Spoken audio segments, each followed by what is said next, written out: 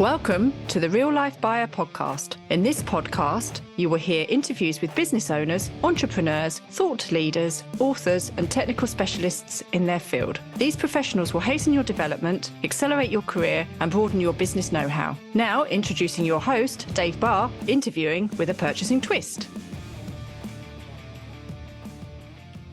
Hello, and welcome to the Real Life Buyer. Recent years have brought exceptionally high levels of stress to both people and business. And through this, there have been significant examples of both success and failure. Purchasing and supply chain people have been hit hard with massive global supply disruption and now spiraling costs and inflationary pressures.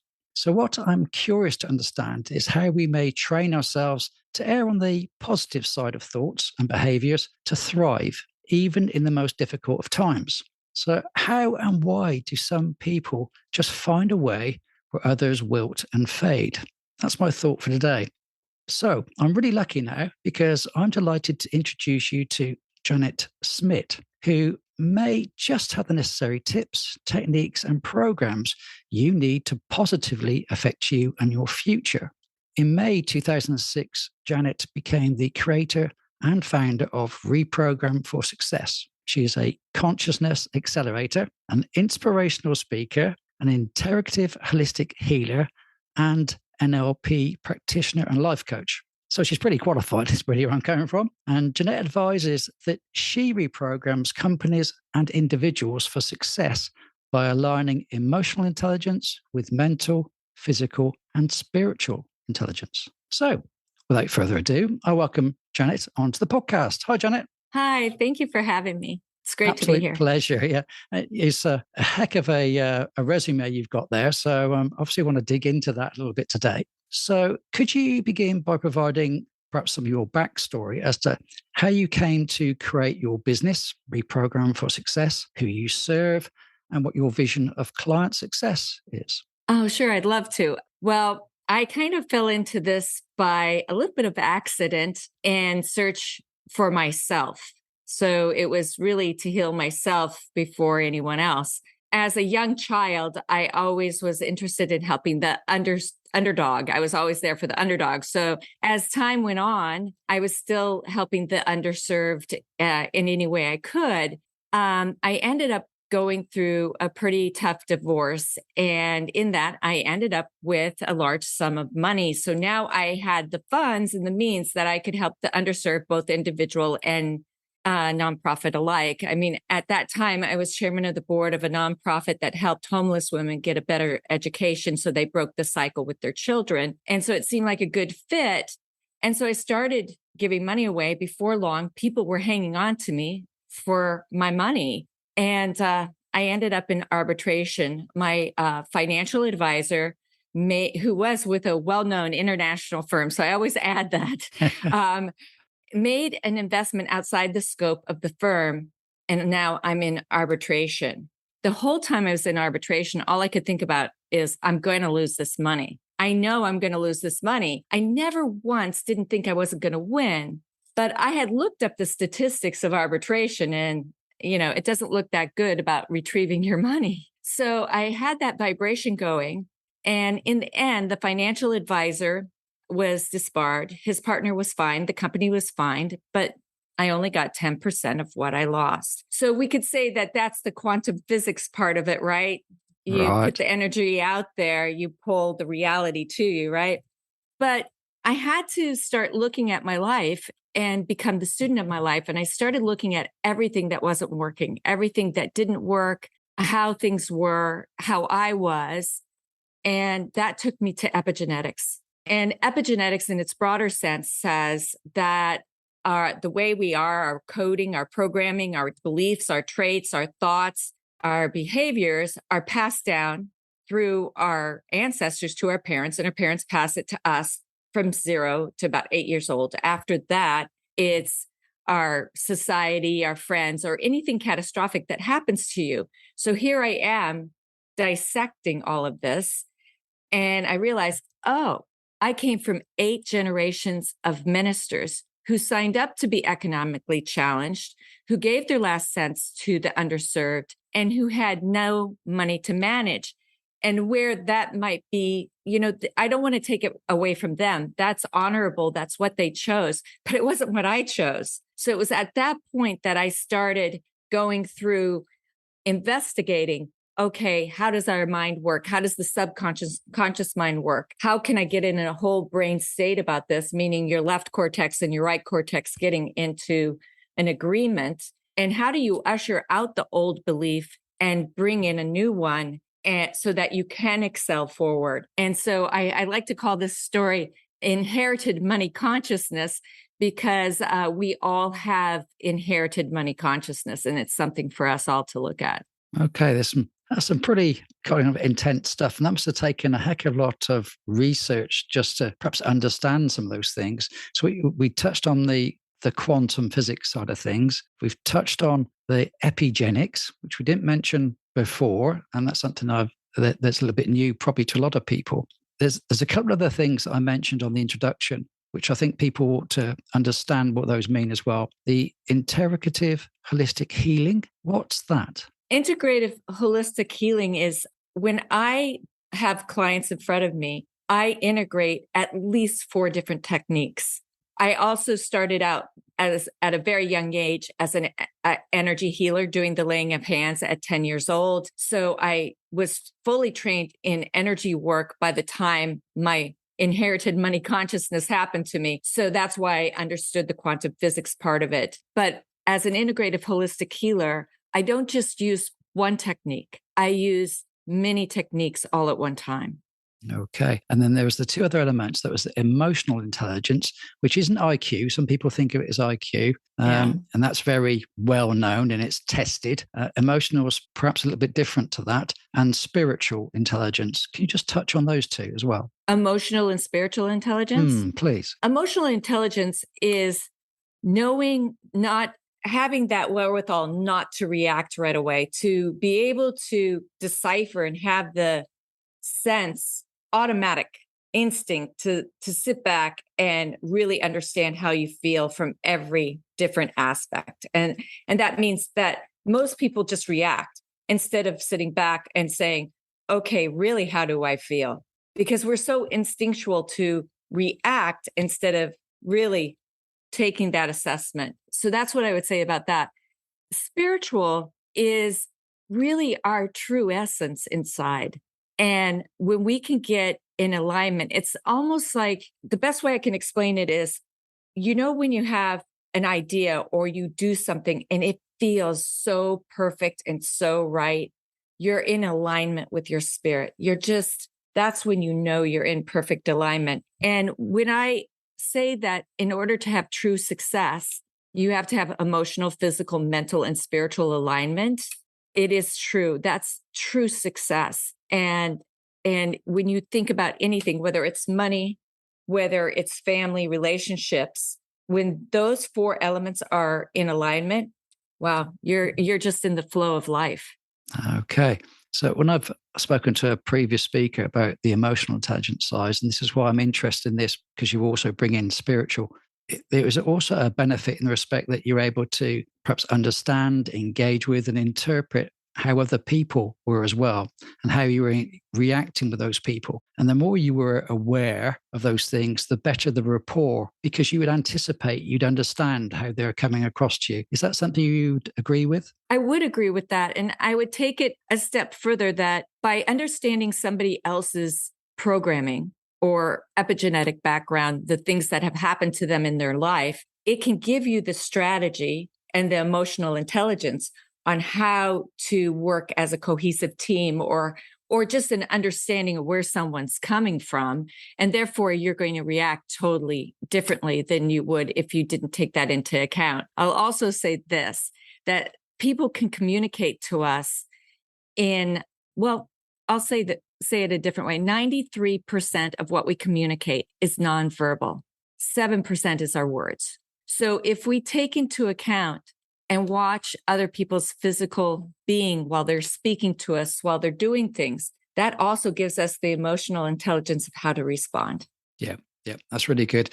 So thinking it from a purchaser's perspective, when you meet lots of people, as we do, people want to sell us things, then obviously understanding the person that's come into your room, you may have never met them before, just getting the feel for things and builds some discussion and rapport and start seeing those things help to build some level of engagement, hopefully some positive behaviors when you're in those first meetings. And then you can get that feeling. You're not about spiritual. You get a feeling whether something feels right or not, whether you're engaging properly with those people, if you feel that they're being honest and truthful. Yes. Yeah. Yes. Yeah. Okay. Correct. And you mentioned earlier 4 techniques. There's something I was looking on your website when I was doing some research, and it says that you draw upon the combination of 4 techniques that removes the old imprint or belief and instills a new way of belief. And that results in the whole brain state, which you mentioned earlier on. Can you elaborate a little bit on that? Yes, I discovered that when I went through my process and I was learning different techniques that went into our subconscious and conscious mind, one was neuro-linguistic programming. And neuro-linguistic programming is neuro, which means our brain, right?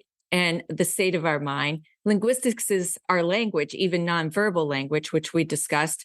And programming, well, that just says it for itself. And so it kind of brings us to the point where we use our subconscious and conscious mind. And a lot of times I'll take people through a timeline to see, because we have a past and a future. So I can say to somebody, if you had something happen to you at 10, where does it show up? Is it to your left, your right, behind you, forward? So that they get a sense of where that is. And then I go through their timeline and we find out where this behavior, where this trait first started. And then we can usher it out and use and put in a new way, a new belief in that point. But I like to lock it down with another technique, which I'll get to in a minute. But I do that. And theta healing does the same way. But theta healing's a little bit different from the fact that it has the client and myself, we go in a light theta state. So I use that with people who are used to meditating. And so we both pull energy down and I'll put energy towards them. And then I go through a timeline the same way. Both are effective. Both are great ways to do it. The one thing I do like about neuro-linguistic programming is that they have some emotional resilience tools that I give my clients and some other little tools that are helpful. Now, then there's eye movement integration. Now, eye movement integration is for people who suffer from anxiety or trauma. And what it does is I bring the client to remembering the situation, remembering how they feel. And then I'll go through a motion where all you're doing is moving your hands like this, and they're following it with their eyes.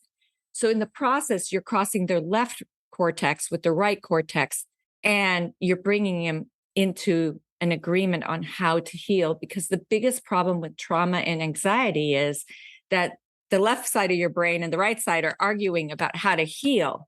But when you go through EMI, it brings it together. And now they're like, okay, now we've got it. We can finally heal. And it's pretty much known as the inner healer because it's really marvelous. And most of my clients have probably 90% feel relief in the first session. That's how powerful that is. And I know it looks very simplistic, but it's amazing. Now, after I take everyone through all of that, I'll go to Psyche. Now, Psyche brings the client into a whole brain state. It will bring your left cortex and right cortex into agreement on the new belief. They don't even deal with the old belief. And that's why I move it out and even put in the new belief with the other techniques, but then I lock it down with Psyche. And if anyone knows who Dr. Bruce Lipton is, he wrote The Biology of Belief, which was a bestseller. And in the back of it, he says that Psyche was the reason why he finished the book and why he has great relationships. But he added that Psyche is the fastest, most efficient way to change a self-limiting belief into a self-enhancing belief. Okay. There's a lot to take in there. Yeah, sorry. That's brilliant. That's brilliant. I'm just trying to process that myself. And I'm thinking that this sounds quite understandable, perhaps in some ways, with an individual. But when you're dealing with a business, let's say a business approaches you and they want to engage you in your services, what kind of things do businesses look for from you? And how do you go about getting past that? You say, what is phase one and phase two? How do you work with a business? Well, phase one is I do a light workshop with them so that they understand, what epigenetics and quantum physics is, that they understand that they all come from a different program. And I'll call it a program, or we can say epigenetics, but they all come from that. And when they have that understanding, they can have an insight into each other a little bit more and know how to work more cohesive with each other. So I will do that and have them be a little bit of a student of their lives so they could see what's working and what's not, what they're looping on. Yeah. As I say, what you're repeating the same thing over and over again. And so it's really healthy for them to see that. And then from there, the management team usually has some goals they want to work on. So it's creating a cohesive team for business, because our subconscious mind can say, yes, we're all on that goal, right? I could go down the line of a group of 5 people on a management team and they'll say, yeah, I'm for that. Yeah, but are they? So you can, I have a way of testing the subconscious mind and seeing, does it or doesn't it believe that? And after that, I'll take each individual separate. I do it privately so that no one knows who's testing weak or strong or any of that. I don't even tell the head who's brought me in. And we get them all balanced on the same goal. And you can do this without changing their epigenetic background. You can get them all on the same goal. And for some, it might take 2 balances to get there. For some, it might take 1. And there might be some that are totally balanced on that goal. And so that's the process that I go through. Okay, it's quite interesting. So I was curious, as when you're in an open environment, people must feel very comfortable with other members of the team to share, I guess. And if they're not comfortable, how do you get past that? Now, you've answered that perfectly by saying you have these separate sessions with the individuals and you can dig into their own personal issues. They may not feel comfortable to share it, particularly, I guess, with their boss, let alone their colleagues. Correct. Yeah. Correct. Yeah. Okay. So let me just take this a little bit further then, particularly with purchasing teams, people I'm very, very familiar with, as well as management teams. When I'm in a global business situation, you're dealing with obviously people from different countries as well. So they've got different countries, there's different genders, different ethnicity, and a heavy dose of skepticism, I guess, as well. So how do you apply your teachings and approach when trying to bring on board those types of individuals? Do you see there's a really big cultural gap? Some real challenges you have to deal with when you're dealing with somebody, let's say, from India or China, as opposed to the US and Europe, for example? Sometimes, but I find that they're very receptive. Once we start getting started and we kind of open the door, I find that everybody's all in at that point. There might be some skeptics, but as we go through the process, by the time they finish, they get it. And it's not voodoo, it's not magic. This is definitely using your subconscious and conscious mind and your left and right cortex of your brain to a whole brain state. And when you bring that into play, it's a whole different type of situation. So I haven't had too many problems that way. They pretty much get on board. There might be 1 or 2, but by the end, they're right there with everyone else. Okay, so that's quite interesting. So, when I'm dealing with so many different cultures, people have different ways of expressing themselves, explaining what they mean. Your interpretations of their body language, even the yes, no, is different from person to person because of the way they behave in their own countries. And trying to overcome those things initially does take quite some time. You've got to get to know the person. You usually find that having a beer with them is one of the best ways. But to your level of understanding, that's quite different. So if we could take some of the examples that you have, you've probably got a huge range of companies you've dealt with. What sort of companies can you perhaps share some information on? Obviously not naming names of the companies, but there's service businesses and there's manufacturing businesses. What sort of, before, middle and after can you talk through, and how you got people from where they first started to where they obviously were hitting all their goals? Well, I can tell you the first company I ever worked with was a real estate company. And it was very funny because they had 5 people that they were working with that was in the company, and they were having a very difficult time selling properties. And, they lived in where they work is a very affluent, everything's moving along, and they couldn't move this one property. And so somebody came to me and said, "Can you come in?" And I said, "Sure." And what happened was, when I tested everybody's subconscious, they thought that house was a monstrosity. They weren't pushing it. It was this psychological block. And they wanted to become number one in their group, number one in their company, as the top sellers. But there were blocks in that too. So as I went through the light workshop I do, we got past that. I took each one of them. We said that the house, we made a goal. I did the goal balance with all of them. And that's one thing that I left out. When I work with management groups, we do goal balances together so that everybody feels good about the goal. Everybody feels positive about that goal. Like, it's worded in a way that everybody likes. Okay. Right. And so then I reprogrammed each and every one of them. And I'm happy to say, and when I reprogram, and you hit on something before, that each person is different. And that's why I do take them separately. And this goes back to cultures too. When you're sitting with someone by yourself, they can be themselves. You can dissect things. You can look at their body language. You can understand a lot of things about them. That's part of being trained in NLP, is that it's more than just the voice. You can see everything, and people disclose unconscious information to you. And through that process, I'm able to rebalance. I rebalanced the team. They sold the house after that within 3 days. Now, some people might say that's luck, but I'm happy to say they are number one, and they've stayed number one in their group for a very long time. So that was the end result they had, because they weren't necessarily working together. I had an advertisement firm who had a group within the firm that was having a very difficult time winning any pitches. They would go in and they just couldn't win the pitch. Part of the problem was some people were late with their information. It was like ships passing in the night. So we had to get this team together, because they didn't want to disband the team yet. So they wanted to try, the head of this team wanted to try one last thing, and they had heard about me. So I came in and we got them, I had them do balances on putting out pitches. I had balances on how they do their organization. I did a balance on timing, how they use their time. I did balance on being the top group in that firm.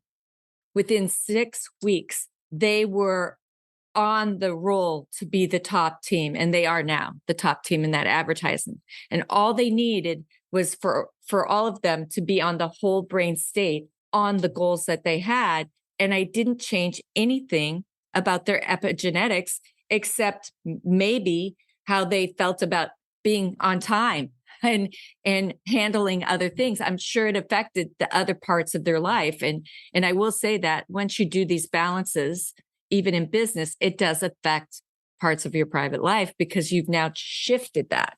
You've shifted that belief system. I also had a team in finance, and that was an interesting team for me because they weren't in the United States, and they wanted to really create a cohesive team. And I happened to have worked personally with one of the individuals. And so they asked if I would come in, and they wanted to just try me out. And so the first thing was they wanted to work cohesively together, and they wanted to really become like kind of the number one division, financial division in their overall company. The other goal they had was to have abundance in financial knowledge. Now, these are things that people don't think about, but when you can put in a goal to increase your knowledge or to have the emotional intelligence in your financial community, and just phrase things in different ways, and this gives people an idea of what they can do. You can balance for anything. You can balance for ultimate abundance. You can balance for ultimate insight. Because what it does is it takes away the blocks of what you actually can do. And so with this team, their goal was really to become the most powerful, cohesive financial team in their company. That was their main goal. And it's as simple as that. So with a couple balances for each and every one of them, there were 10 in this group, 10 in the top of the group. And I'm happy to say they are a powerhouse today. So I'm Thanks. good.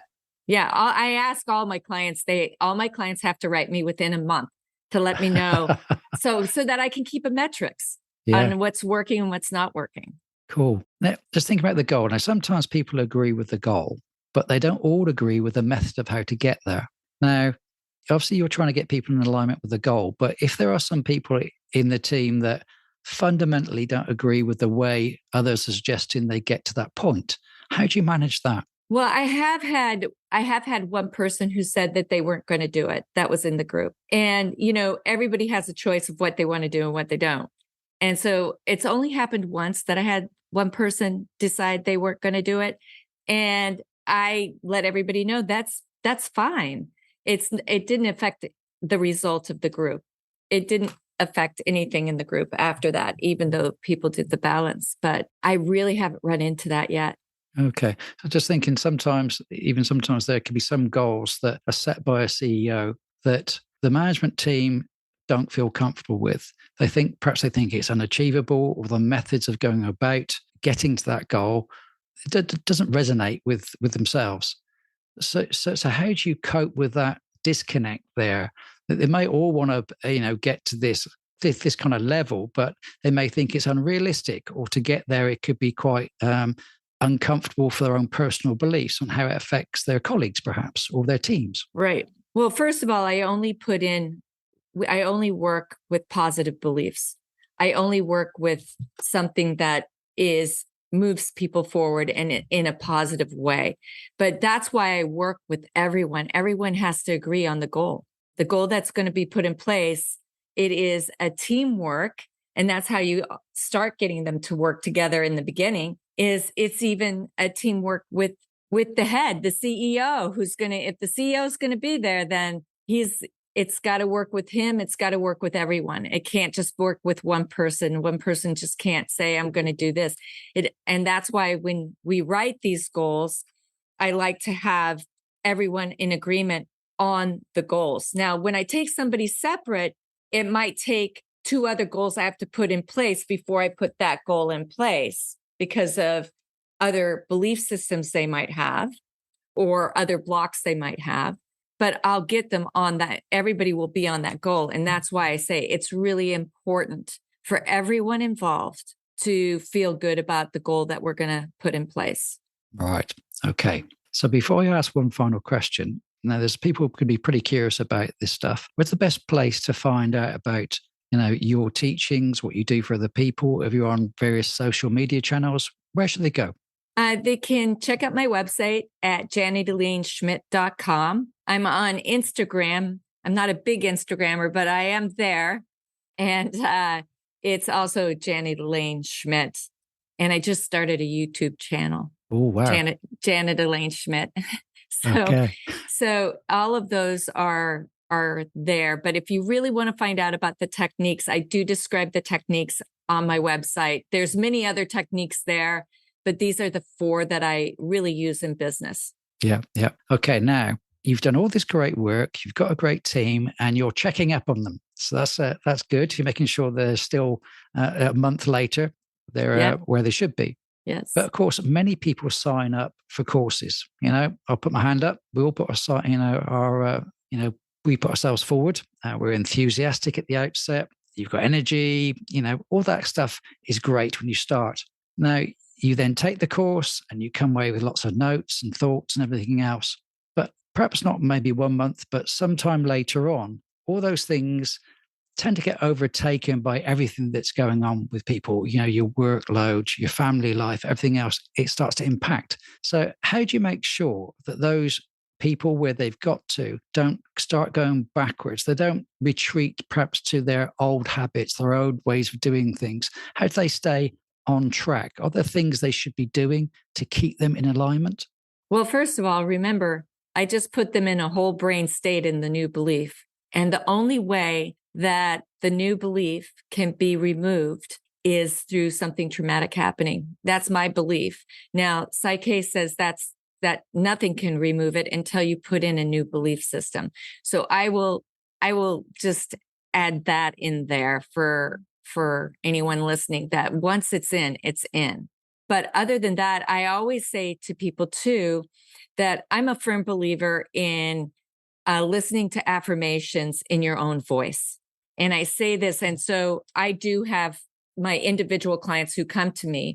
I actually say to them, take the balances, put them in your own voice, take any affirmation that you love and put it into your own voice. Because I look at it this way.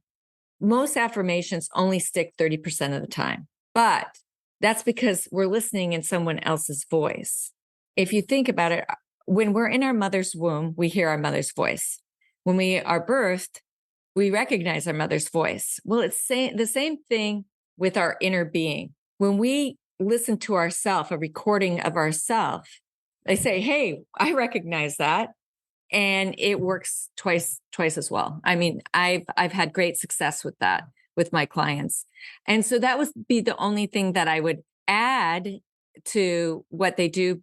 And lastly, I'd say, I hope they all start being scientists of themselves or continue to be scientists of themselves and see what's working and what's not working and continue their growth and not just leave it in the business arena.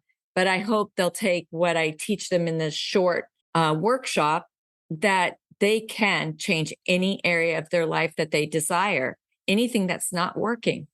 Okay, that's really fascinating, because I was always unsure that people quite often have beliefs, but they can change those beliefs. Now, if you've put something into their head that is obviously solid and it's I've got depth, perhaps that's the right way of putting it, then that should be good for their lifetime, basically. And all the small little things that impact people every day shouldn't detract too much from those beliefs, because they are a belief, I guess. So that's what I want to just get my head around is, you see people changing behaviors, change the thought process, change their activities over time. Could they fall back into some old traps? And that suggests that shouldn't be possible unless it's really dramatic. Right. If you think about it, when we, let's take something simple, really simple, like fear of a lot of different things. And so when you change that fear to safety, security, and confidence, right? When you change that, you basically shift your paradigm or shift the way you see reality, because you don't see it fearful anymore. You see it in this reality of safety, security, and confidence. At that point, you have just shifted yourself professionally and personally. And it's the same in business. When you start shifting into these goals, you're shifting personally and professionally in the areas that we're, reprogramming. Cool. Just one little thought. Are you planning on writing a book? I am. Fantastic. I am. I'm in the process, actually. I don't talk about it much because it puts more pressure on me, but I am. Yeah. It's just something I thought would be really nice to take all this wisdom that you have and then share it in such a broad way. I think would really help, and people can have time then to try and process that information. So I look forward to hopefully one day seeing something from you out on a bookshelf somewhere, with any luck. Yeah, I hope so too. Fantastic. Well, it's been lovely talking to you today, Janet. That's really interesting. It's got my mind a-whirring a little bit now. We have to think about some of these things. And I guess people are going to have to follow up and really start to understand some of the technical things we talked about today. But the good thing is there is a way through it. And working with people like yourself, particularly with you, people can achieve many great things. Thank you so much. Yes. I just want everybody to know that success in every area of their life is real and obtainable, but the power is really in their hands. Brilliant. Thanks very much for that lovely note to finish on. Take care. You too. So there's another Real Life Buyer podcast. I do hope you enjoyed it and it's given you some ideas and inspiration for greater action and achievement. If you are a purchasing or a supply chain professional, business owner or director, come and join my Facebook group, the Purchasing and Supply Chain Community Hub, a safe place to engage with like-minded, friendly people. See you soon. Bye.